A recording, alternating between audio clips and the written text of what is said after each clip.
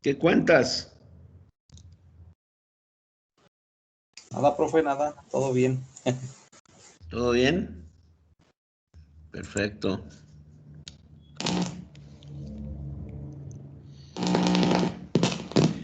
Bueno, pues vamos a continuarle. Aquí en la pantalla deben de estar viendo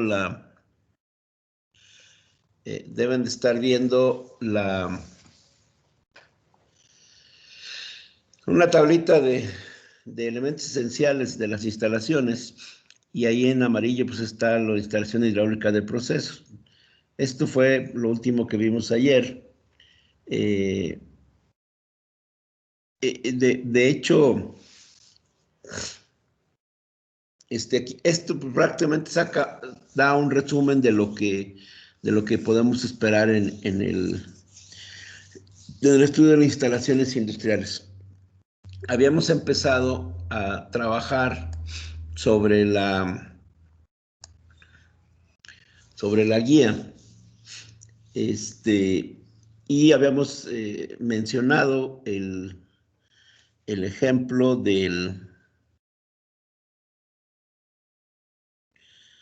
los ejemplos de la elaboración del primer punto que vimos es elaborar y analizar el diagrama de flujo de proceso, donde encontramos todas las especificaciones del proceso.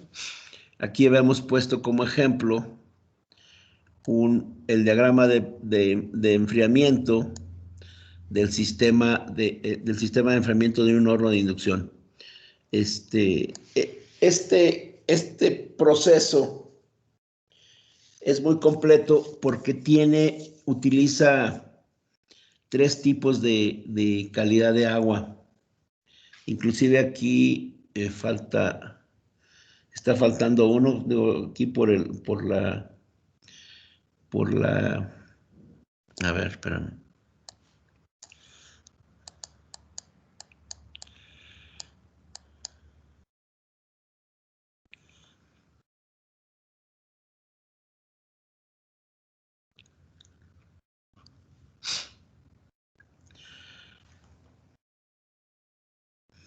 Aquí estamos utilizando varios sistemas.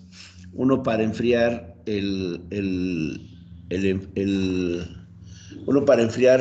las barras y la bobina del horno a través de un intercambiador de calor. Como tienen ductos cerrados, el tema de las barras y la bobina misma, que la bobina del horno de inducción pues es una bobina con un tubo de cobre, que regularmente a través del tubo de las paredes del tubo circula la corriente, y en el interior del tubo circula el agua de enfriamiento. Las temperaturas que se pueden alcanzar, pues si vas a fundir acero, por ejemplo, pues vas a utilizar, pues puedes llegar hasta 1500 grados centígrados. En el caso de funciones de aluminio, pues es un poco menor, pero a lo mejor andas hablando de 900 grados centígrados, ahí, o aleaciones de algún tipo, igual, pues, se está hablando de muy alta temperatura, por lo que necesariamente necesitan enfriamiento. Existen también, aquí estamos haciendo el intercambiador de calor para no hacer para no contaminar el agua que estás metiendo a la bobina, y que no tenga demasiadas incrustaciones.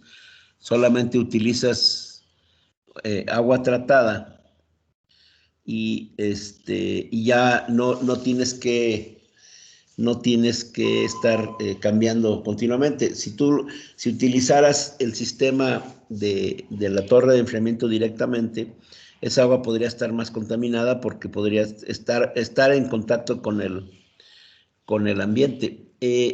Actualmente ya hay muchas opciones. La misma torre puede ser un intercambiador de calor. sí se pueden utilizar. De hecho, hay algunos ejemplos interesantes que se convierten en una especie de radiadores donde el panal donde es por donde el agua en muchos ductos, en muchos conductos, y por el exterior del panal está circulando todo el aire. Incluso esas torres de enfriamiento las conocen como condensadoras, porque tienen condensadoras o evaporadoras, pero son una especie como de radiadores. Eh, y también aquí habíamos mencionado que podemos utilizar varias bombas para dar los distintos flujos que requerimos.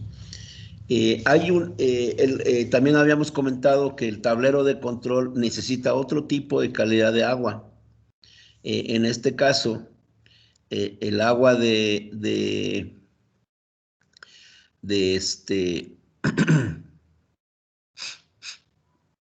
em, ahí normalmente utilizamos agua destilada en los sistemas de enfriamiento de componentes electrónicos o del tablero de control mismo, utilizas el agua tratada. Entonces, aquí ya llevamos más bien tres tipos de calidad de agua. El agua para circular a través de la torre de enfriamiento, que ahí no te debe preocupar demasiado. El agua para circular a través del circuito de enfriamiento de las barras, que es a través del intercambiador de calor. Ahí tienes otra calidad que tienes que asegurar que no se te va a tapar las tuberías o sea, deben de estar libres de sales y demás. Y por último, eh, existen, además de esos tres circuitos, en muchos de los casos en muchos de los casos de las instalaciones de hidráulicas de enfriamiento de los hornos de inducción, hay otro tipo de calidad de agua. En este ejemplo, ay Dios, perdón. A diferencia del que está en el pizarrón, este ejemplo es el mismo es el mismo el mismo horno de inducción, pero por ejemplo aquí tenemos el enfriamiento con el chiller del agua de las barras y la bobina del horno. Tenemos el enfriamiento a través del intercambiador de calor para las barras y las bobinas. Tenemos el enfriamiento del tablero electrónico, que tienes el el chiller para enfriar. ¿Se recuerdan qué fue el chiller? Un enfriador de agua, un refrigerador, ¿no? Un refrigerador de agua, exactamente. O sea, puedes enfriar. ¿Y para qué nos sirve, Ociel?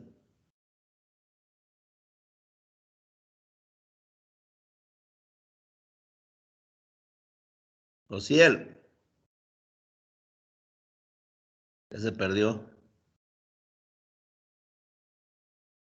¿Me escucha? ¿Sí? ¿Te estoy escuchando? ¿Para qué nos sirve el chiller?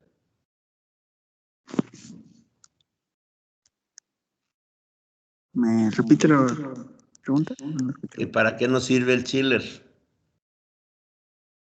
Para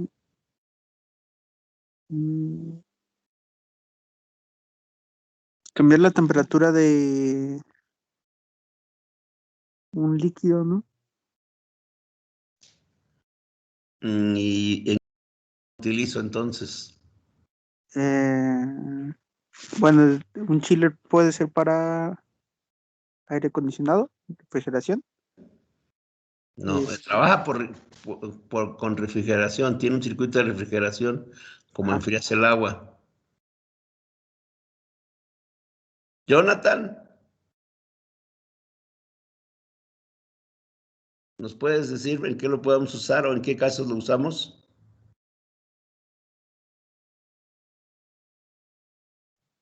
¿Para enfriar el agua? Ya sabemos que es para enfriar el agua, pero ¿en qué casos lo usamos? Eso lo platicamos el miércoles.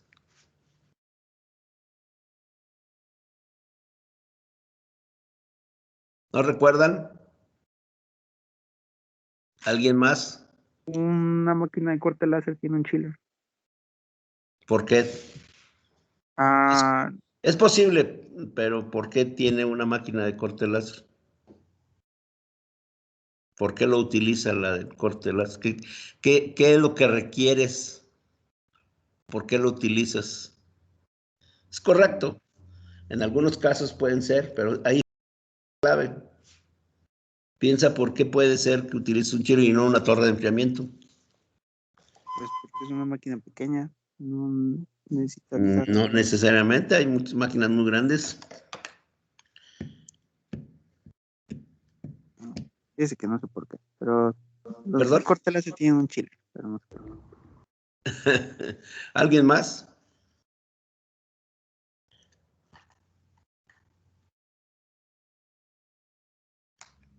¿No recuerdan? Para Edgar, aprovechar el agua caliente. ¿perdón? Aprovechar el agua caliente. No, esa es otra cosa todavía. Edgar,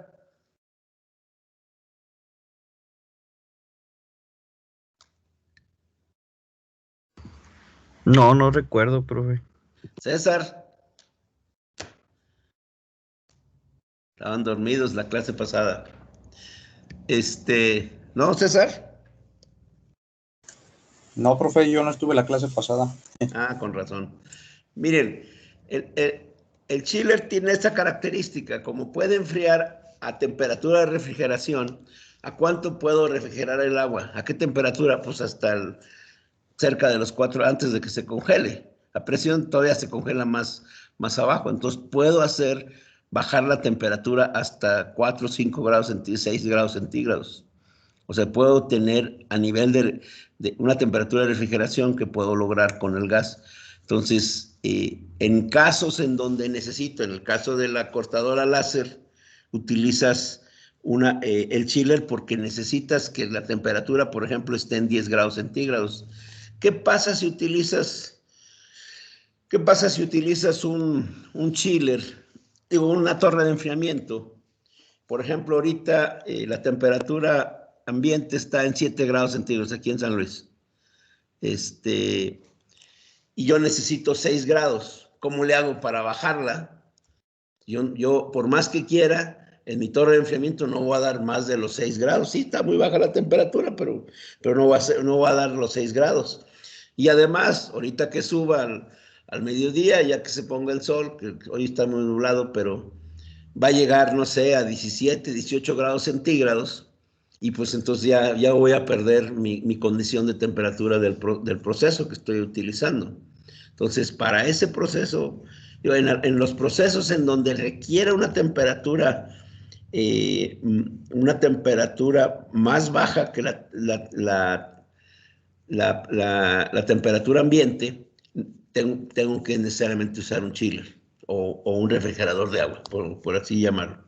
Entonces, esa es la característica que que deben de tomar en cuenta para el uso de los equipos. O sea, si te necesitan temperatura más, más abajo de la temperatura ambiente, o bien no les preocupa la temperatura ambiente porque lo único que necesitan es un gradiente, no sé, necesitan 10 grados centígrados de gradiente para cualquier proceso, pero necesitan que sean los 10 grados exactos, o sea, necesitan que la temperatura no baje, si la temperatura en el proceso está en 30 grados centígrados, no debe bajar, debe bajar, la tienes que meter a 20 grados centígrados, o sea, en condiciones que están arriba de la temperatura ambiente, y necesitas mucha precisión en la, este, en la temperatura del líquido o del agua, pues de que sea constante, puedes utilizar un chip también. O sea, pueden ser por esas dos condiciones. Pues, una tercera condición, es que no tengas un área, pero que sea un equipo relativamente pequeño y que no tengas un área disponible para instalar o te queda muy lejos el área donde puedes instalar la torre de enfriamiento. Por ejemplo, no tienes suficiente suministro de agua, pues a lo mejor, porque en las torres de enfriamiento pierdes, normalmente pierdes dependiendo de la forma de operación, pero pierdes de 3 al 5% del agua por evaporación o por arrastre mecánico. O sea, el ventilador se puede llevar parte del agua y pues te puede quedar, y no tienes suficiente agua, pues a lo mejor puedes utilizar un chiller para tu sistema de enfriamiento. Hay varias condiciones, pero la característica principal es las dos aplicaciones pues, típicas, pues es cuando tengo requerimientos de temperatura abajo de la temperatura ambiente o que necesito un control de temperatura muy preciso. O sea, la temperatura debe ser muy constante. Como en el caso en un chiller sí lo puedes controlar, es otro uso típico de un chiller. Por ahí les voy a compartir información respecto a estos equipos. Igual para también de las torres de enfriamiento y algunos tipos de intercambiadores de calor, para que más o menos vayan viendo cómo su uso. Pero en resumen, en el diagrama de flujo de proceso, ustedes ya van a empezar a ubicar los requerimientos en base al requerimiento del proceso mismo. Aquí, por ejemplo, estamos hablando de un horno de inducción y por ejemplo, que vamos a enfriar las barras y la bobina, necesito que no haya incrustaciones, utilizo un sistema cerrado, como quien dice. Para el sistema aquí incluso hay un tercer uso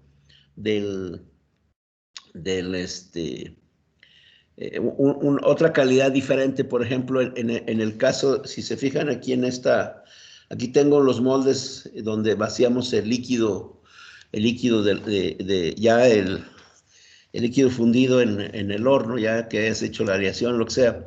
Tú vas a vaciar en unos moldes, por ejemplo, para hacer en algunos lingotes, y vas a poner el molde para desmoldarlo, para enfriar el líquido, el metal líquido, pues puedo utilizar el chorro directo de agua sobre los moldes, por ejemplo. Incluso ya cuando se está terminando de solidificar, utilizas hasta el chorro directo de agua contra el metal que ya se solidificó. Y esa agua la arrastras hacia unos canales y lo metes a una pileta de retorno, una pileta de decantación, por ejemplo, y ya tienes, esa agua, por ejemplo, puede estar contaminada porque puede haber polvo, cascarilla, un poco de cascarilla de óxido. Entonces, esa agua puede tener un sistema un poco diferente, puede tener un poquito más contaminantes, puede arrastrar, como les digo, arena incluso del molde, si los moldes son con arena, sí puedes tener varias cosas. Entonces, aquí tienen, en este ejemplo, tienen pues distintos tipos de calidad de agua que puedes estar utilizando. Entre cada uno de ellos, pues tienes que tener algún proceso de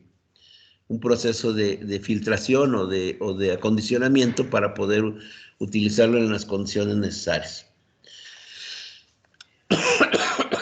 Ok, una vez que nosotros definimos a qué temperatura debo de funcionar, incluso en qué tipo el flujo que tengo que manejar. Este tema Normalmente, pues el fabricante del equipo, normalmente el fabricante del horno, pues te va a dar esos datos, te va a decir, ¿sabes qué? Para la bobina necesito tal cantidad de agua y te voy a especificar un gradiente de temperatura de 9 grados centígrados con una temperatura de entrada de tanto. A lo mejor si nomás te especifican 9 grados centígrados, nomás te dicen, asegúrame que me entregas un gradiente de 9 grados, es decir, si la temperatura del agua entra a 40 grados centígrados, por ejemplo, o 30 grados centígrados, el gradiente son 9 grados, entonces va a salir a 39 grados centígrados. Y el proceso debe ser capaz de regresar el agua a esa temperatura de 9 grados, de 9 grados menores. Sí me explico, ¿verdad? Entonces, aquí tenemos varios ejemplos. Por ejemplo, aquí en este ejemplo, aquí traemos un flujo de 650 grados, galones por minuto, con un gradiente de 9 grados centígrados. Estamos retornando en este proceso a 37. Entonces vamos a salir aquí si traemos acá 9 grados, vamos a salir aquí a 28, por ejemplo, ¿verdad? Aquí inclusive en el intercambiador tengo los 28 grados para mandar el agua a la torre de enfriamiento del otro circuito. Entonces yo tengo aquí en el sistema de la bobina, del horno, entrando el agua a 28 grados y saliendo a 37 grados centígrados. Si se fijan, esta temperatura es manejable. La cantidad de agua con el gradiente te va a determinar la cantidad de calor que le quieres sacar al sistema. En el caso de, por ejemplo, la bobina, lo que necesitas es asegurar que tú vas a ser capaz de, a los 650 galones por minuto que estás metiendo de agua, lo vas a lograr enfriar los 9 grados en el intercambiador de calor. Y para eso necesitas establecer un flujo de agua a cierta temperatura. En el caso, por ejemplo, aquí, en el ejemplo de la torre de enfriamiento, estamos utilizando 25 grados centígrados, agua a 25 grados centígrados, que es una temperatura ambiente promedio, y tiene un gradiente en la torre de enfriamiento de, por ejemplo,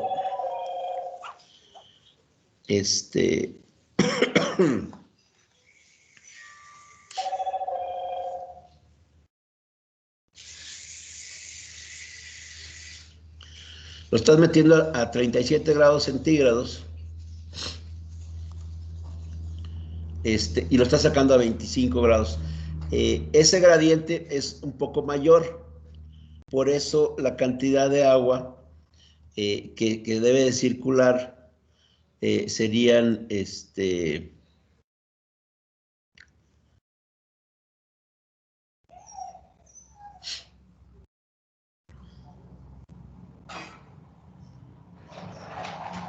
no, aquí está de 37,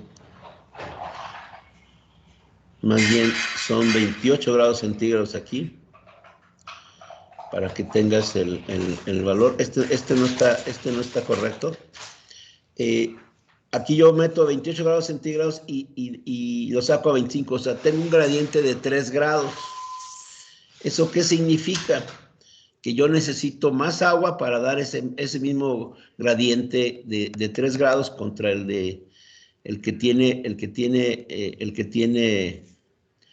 el sistema de alta temperatura. Entonces, aquí, por ejemplo, utilizo 100 galones por minuto para poder dar ese gradiente. En este caso, aquí, por ejemplo, yo estoy utilizando un flujo de 1000 galones por minuto para alimentar el intercambiador de calor.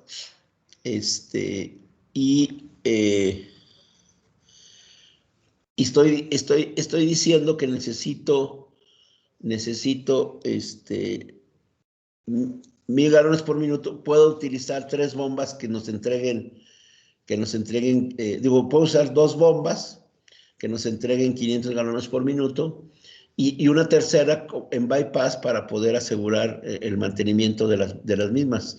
En muchos de los casos, en los procesos de los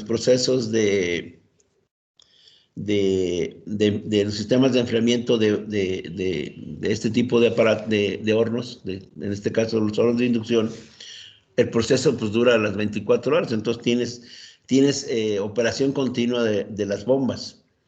Y entonces en algún momento tienes que darle mantenimiento a alguna de las bombas. Entonces es una práctica común. En algunos otros casos puedes usar nada más 2. En el caso de utilizas 2 bombas, pues las 2 bombas tienen que ser de la misma capacidad. Ese es un hecho. Bien, entonces aquí ya determinamos temperaturas, gastos, y como les digo, estamos utilizando el sistema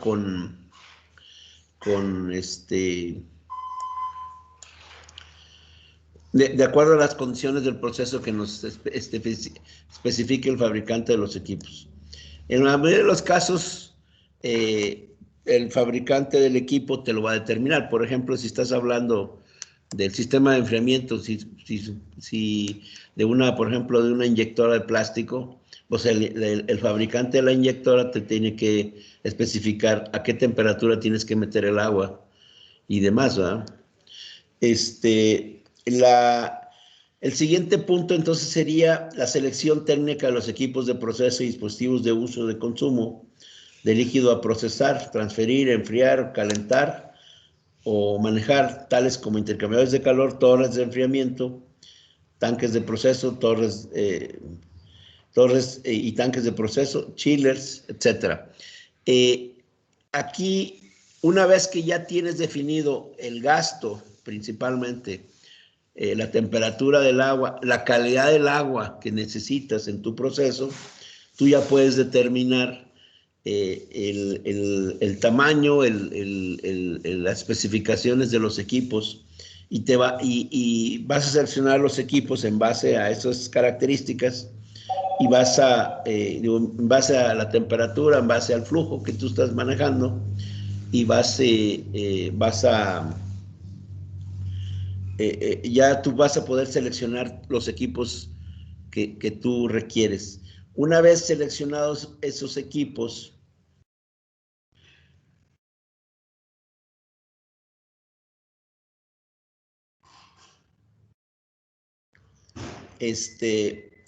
ya puedes, bueno, aquí también en la hidráulica de procesos, pues necesitas algo de instrumentación particular, principalmente necesitas saber, por ejemplo,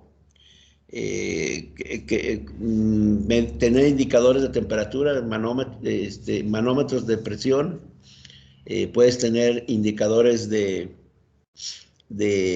temperatura, incluso hasta de flujo, para cuando los procesos son muy delicados. Aquí estamos hablando de procesos muy simples, pero si utilizas ahí por ejemplo, una planta de tratamiento de agua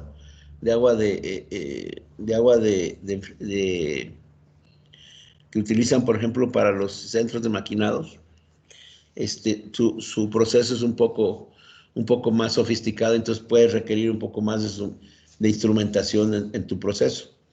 Y ya que tienes seleccionados tanto los equipos que van a manejar el agua, ya sea intercambiadores, las torres de enfriamiento, etcétera, vas a tener que ubicarlos. Igualmente el proveedor o el fabricante del equipo, pues ya te va a proporcionar la vista de planta de cada equipo y lo vas a ubicar dentro del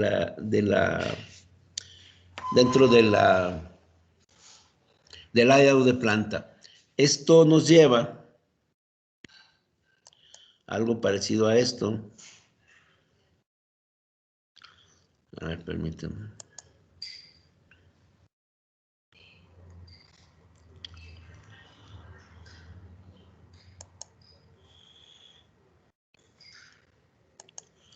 Aquí está.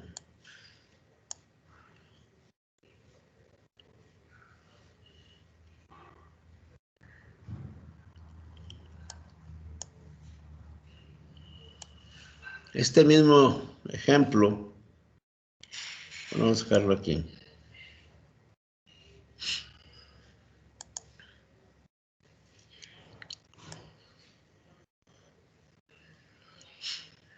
En este ejemplo,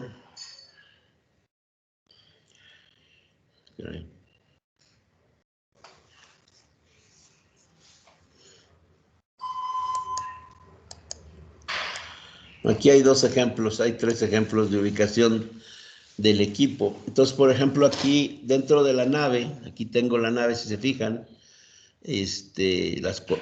bueno, aquí estamos con un poco de imaginación, ahí están las columnas de la nave.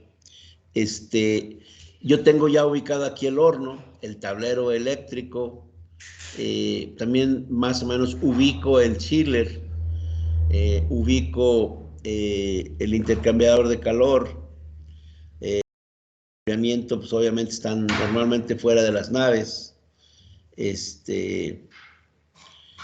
ya establecemos ya las dimensiones dentro del layout, porque recuerden que lo tenemos a escala. Vamos a poder manejar, empezar a definir o diseñar el sistema de tuberías. Pero para eso pues necesitamos tener la ubicación de todos los elementos que vamos a utilizar para unir el chiller. Digo, perdón, para unir los elementos del sistema de enfriamiento. Por ejemplo, aquí si se fijan, los intercambiadores tienen, bueno, con un poco de imaginación, aquí tienen la bomba, el motor y la bomba centrífuga. Y luego ya tienen acá la torre de enfriamiento con dos ventiladores, o los que se necesiten para lo que estamos buscando. Entonces ya lo tengo localizado fuera de la nave, cerca donde no afecte el vapor de agua, por ejemplo. Puede ser incluso, normalmente deben ser afuera de la nave para que puedan tomar aire fresco en cualquier momento y puedan, y el vapor no afecte a las demás instalaciones. Aquí tenemos las tres bombas que hablábamos del sistema, aquí las otras dos para el sistema cerrado de la bobina y las barras. Y aquí no está mostrado lo demás, nomás por efectos aquí entre el tablero de control y el horno, pues va a estar el horno de inducción. Déjenme mostrarles, nomás para que algunos de los equipos. Sí. Dios. Permítame un segundo.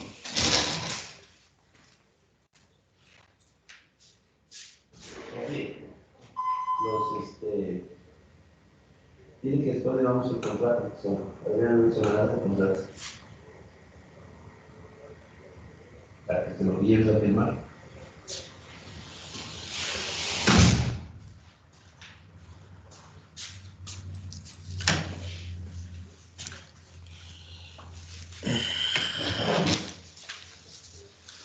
Bien. Déjenme mostrarles déjenme ver si tengo aquí unas fotos de los hornos.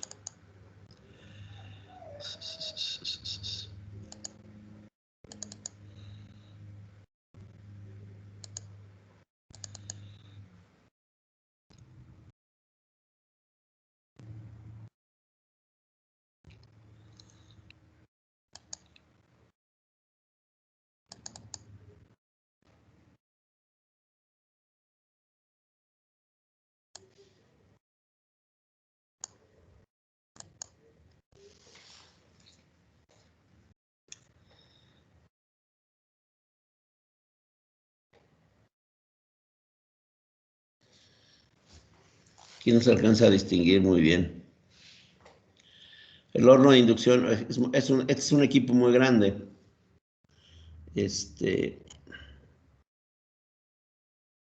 Permíteme.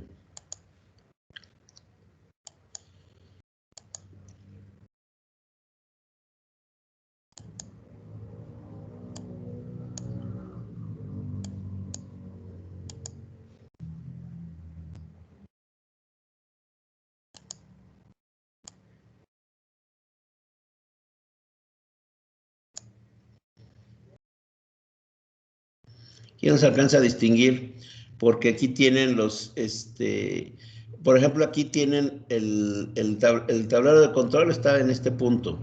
Aquí adentro, dentro de esta estructura está el horno en sí, el horno de inducción. Este es un horno muy grande. Incluso aquí en donde están estas campanas son para para cuando tienes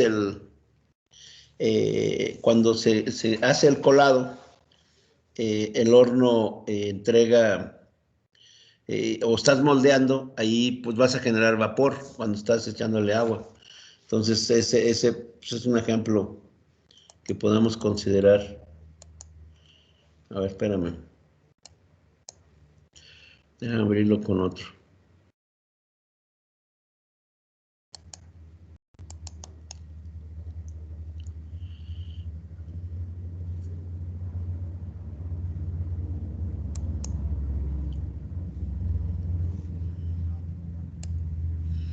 Miren, es una instalación un poco más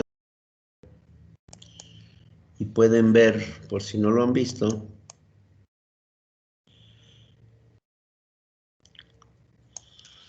en estas cabinas están en estas cabinas están el tablero de control, las barras vienen por aquí abajo del sistema, incluso aquí alcanzas a verse la trinchera, donde vienen las barras de alimentación eléctrica a la bobina. Estos son los hornos, incluso aquí están vaciando el horno, lo están inclinando para vaciar el metal líquido. Incluso en los tres casos casi los hicieron coincidir. Están vaciando en ollas y pues lo llevan los montacargas los van a llevar a un proceso de moldeado en algún otro punto. Aquí utilizan, por ejemplo, hasta estos tienen alimentadores. Aquí atrás, aquí alimentan, por ejemplo, el mineral que vayan a meter o el material que están utilizando en su proceso para poder hacer la alimentación. Este equipo anaranjado es el alimentador que cuando ya se regresa a la posición normal, avanza y descarga el material, el mineral o el material que van a fundir ahí en el horno de inducción, pues ahí lo descargan y empieza el proceso. Normalmente en los hornos de inducción las cubas se manejan por baches, o sea, en lotes, ¿verdad? Ahí incluso alcanza a ver el operador que está operando el equipo, en este caso en un púlpito están controlando la inclinación, por ejemplo, para poder estar ahí al pendiente de lo que sucede. Entonces aquí ya tienen parte del proceso. Abajo de esta plataforma, pues están todos los equipos y el sistema de enfriamiento. Y si se fijan en este cuadro que está aquí a un lado, aquí tienen el control de las tuberías, del sistema de enfriamiento. O sea, el agua de enfriamiento, pues aquí obviamente no va a quedar dentro de la nave. Las torres de enfriamiento y los equipos van a estar los que van a las torres de enfriamiento, al sistema de enfriamiento, están aquí. Aquí están los controles, las válvulas, que seguramente tienen válvulas y los indicadores de presión y temperatura que pueden requerir. O sea, aquí está lo que comentábamos hace un momento, que que puedes tener el sistema de enfriamiento. Entonces, abajo tienen también las bombas de la bomba, ahí abajo debe estar el chiller, seguramente, el chiller del equipo. Aquí inclusive los hornos tienen un ducto para extraer ¿cómo se llama? Para extraer, si se fijan, el humo tiende a irse hacia esta campana de mima del horno, y es porque tienen ahí un sistema de extracción de gases o de humos, y se lo está llevando en este ducto. Entonces, en este ducto lo sacan hacia afuera, y ahí tienen el sistema de enfriamiento. O sea, si se fijan, aquí incluso al final, el tercer horno, está creo que ya aquí terminaron, y la tolva de alimentación del horno ¿cómo se dice? Están adelante para hacer la alimentación. Inclusive aquí, si son observadores, estas tolvas que tienen el material, las puedes hacer rodar a través de unos rieles. Pues estos se mueven a través de estos rieles, y aquí estas unidades son dobles. O sea, aquí tienen dos hornos.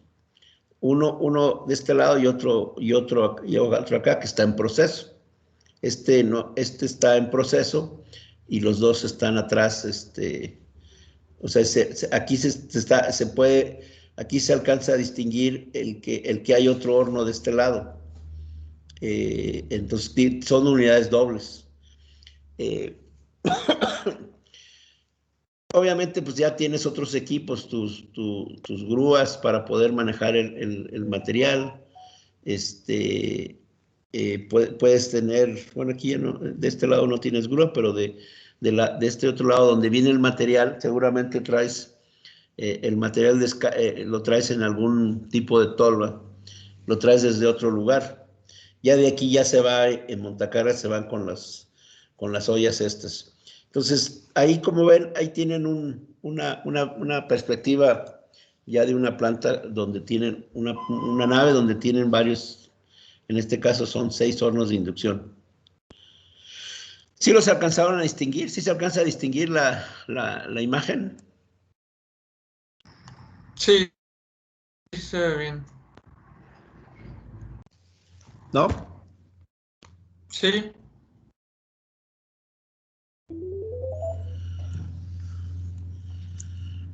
¿Sí se alcanza a distinguir? sí, sí. Okay. Sí, profe. Se me volvió a apagar la bocina. Pero sí me estuvieron escuchando, ¿verdad? Sí, sí. Se apagó la bocina. Bueno, aquí hay un ejemplo por ejemplo, en esa estación, pues, son dos hornos, uno de cada lado, y aquí está, pues, una pantalla del control del horno. Déjenme ver, hay algunos otros ejemplos. El diagrama por ejemplo, de estos hornos Twin, tienen, pues tú tienes una alimentación de alterna, tienes un transformador que los conviertes, elevas el voltaje de la línea a un cierto nivel, y luego vas a tener un inversor. Más bien, el rectificador convierte la corriente alterna en corriente directa. Eso todo lo tienes en el tablero eléctrico. Y luego tienes un inversor. Este inversor, conviertes ahora sí la corriente directa, la vuelves a convertir en corriente alterna, pero ya la pones a una frecuencia que tú necesites. Aquí, para encontrar la resonancia, utilizan los dos circuitos para encontrar la resonancia del sistema. O sea, el tablero alimenta los dos hornos. Y tienes ¿cómo se llama? Los vas, conforme van avanzando en las potencias, Cuando arrancan necesitan la máxima potencia, por ejemplo, necesitan la máxima potencia para poder fundir. El otro va en contra, porque tienes que aprovechar la potencia de ambos.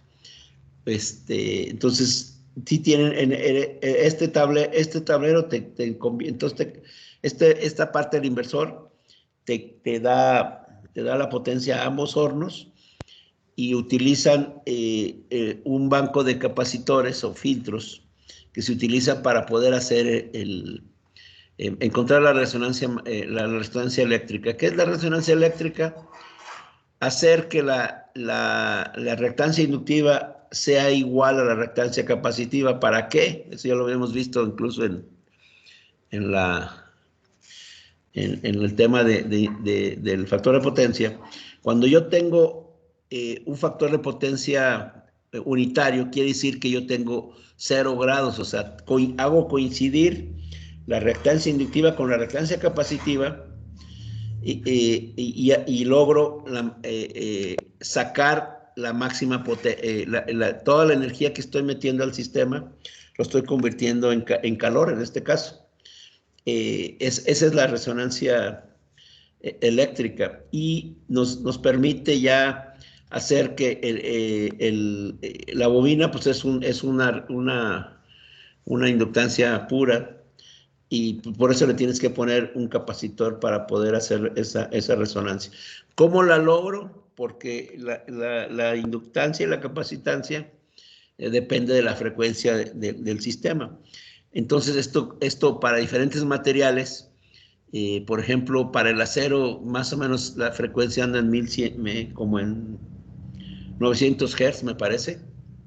El aluminio, más bien el aluminio está en 900 Hz. El acero me parece que está en 1100 grados, pero 1000 Hz, es decir, 1000 ciclos por segundo. O sea, yo meto 60 Hz en la alimentación a cierto voltaje, y saco, por ejemplo, meto 440 o incluso más, un voltaje más alto, 2300 volts, por ejemplo, y saco a lo mejor 200 amperes, 200 volts o 300 volts, pero con una frecuencia ya de unos 1100, entre 900, lo que tú requieras de acuerdo a la aleación o el metal que estás metiendo a fundir. Entonces, este es el circuito simplificado, una sección ahí del horno. Básicamente son bobinas. Esas bobinas es una espira, bueno, aquí tienen un corte. Obviamente atrás todos los tubos de la bobina tienen, pues son tubos para poder circular el agua. Ahí está, por ejemplo, aquí está en un horno bastante más grandecito. Si se fijan aquí, se alcanza a ver las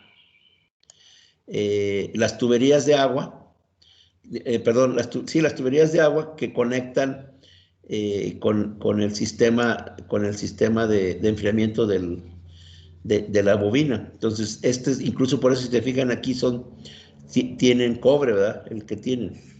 En ocasiones tienen la tubería y tienen el conductor está por dentro. Entonces, aquí tienen otro ejemplo, una imagen de los controles.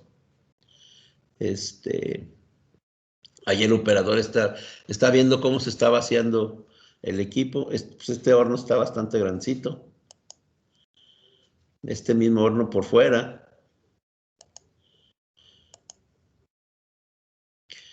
Un horno más pequeño también lo están vaciando en pequeños crisoles. Aquí se alcanza a ver el tablero de control, está aquí muy cerca. Bueno, este es otro ejemplo. Este debe ser como de media tonelada, 1 tonelada. O media tonelada, yo creo. Otro ejemplo de un horno twin, así, igual tienen 2 hornos, uno de cada lado. Aquí están los cables de alimentación que van, que son tubos en realidad, tubos que van conectando las barras que están aquí abajo, y aquí está todo el sistema de control. El puente rectificador que es trifásico, y aquí debe estar el banco de capacitores en esta área. Utilizan sistema, por ejemplo, tienen aquí una unidad hidráulica, tienen una unidad hidráulica para poder inclinar el horno en sí. Algunas veces tienen el mecanismo de inclinación para el vaciado. A veces simplemente son, los hacen girar sobre un pivote y los levantas con una grúa o con un monorriel, por ejemplo. Otro ejemplo, fíjense, por ejemplo, aquí están entrando, están las tuberías que entran al tablero, y aquí están todos los componentes electrónicos de los hornos en sí, los rectificadores y los inversores y los SCRs y demás. Bien, ¿alguna pregunta tienen hasta ahorita? Ya vimos entonces hoy el tema de la ubicación de los equipos en planta y cómo son más o menos los equipos. Yo tengo una duda. Sí. Cuando los sistemas, o sea, algún sistema con agua para enfriar una máquina que está a muy grande temperatura, por ejemplo, como dijo, en los hornos a veces se tiene que refrigerar como las resistencias y todo, como cosas así que están a mucha temperatura. Los No hay muros. problema de que no hay problema de que se evapore el agua y que ya no circule como debe ser. No, porque en el sistema lo vas a tener a través de ductos, de tubos, por ejemplo, y lo tienes a presión. O sea, ahí tienes que tener una característica de presión. Entonces la temperatura que tú vas a alcanzar nomás van a ser, el agua sí, si lo metieras a más de 100 grados centígrados, pues lo vas a convertir en vapor. Pero por eso tienes meter el agua a presión para subir más tu punto de ebullición, y metes mucho gasto, o sea, mucho flujo de agua. O sea, tienes una gran cantidad de agua que debes de manejar, y a la presión pues no lo vas a alcanzar a evaporar, o sea, no es suficiente. Ok. Porque si tienes, ya sea que tengas tubos o tengas chaquetas, le llaman chaquetas, o sea, que tienen placas así, ¿cómo se dice?